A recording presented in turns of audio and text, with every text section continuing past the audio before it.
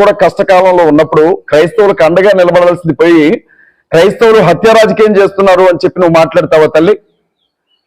ఇదే సంఘటన, ఇదే కష్టం మీకు జరుగుంటే, నీ కుటుంబంలో జరుగుంటే ఇది ఎంత బాధను కలిగిస్తుందో ఒక్కసారి ఆలోచించమ్మా. మీరు మర్యాదగా క్రైస్తవ సమాజం అంతటికీ కూడా క్షమాపణ చెప్పాలి. షర్మిలారెడ్డి గారు, నేను చెప్తా ఉన్నా,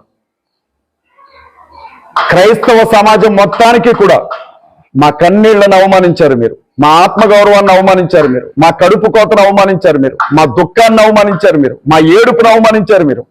క్రైస్తవ సమాజానికి మీరు క్షమాపణ చెప్పాలి. క్షమాపణ చెప్పకపోతే ఏ క్రైస్తవ సంఘానికి మీ భర్త వస్తాడో, ఎక్కడికి వచ్చి మీరు వాక్యం చెప్తారో మేము కూడా చూస్తాం. ఏమన్నా ఉంటే మీకు రాజకీయంగా ఏమన్నా ఉంటే మీరు జగన్మోహన్ రెడ్డి తేల్చుకోండి. అది పక్కన పట్టేసి ఒక మనిషి, అంత గొప్ప మనిషి చనిపోతే క్రైస్తవులందరూ కూడా ఏడుస్తూ ఉంటే దీన్ని హత్య రాజకీయం అంటావు తల్లి? నోరెట్టొచ్చిందమ్మా నీకు? ఏం మనిషి అమ్మా నువ్వు? అసలు నీ గురించి మాట్లాడాలంటే సిగ్గేస్తా ఉంది నాకు.